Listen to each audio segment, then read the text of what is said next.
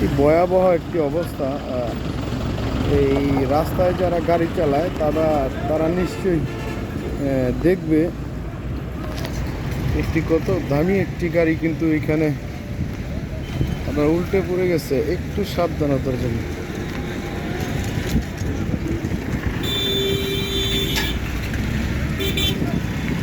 এটা ভয়াবহ একটা অবস্থা।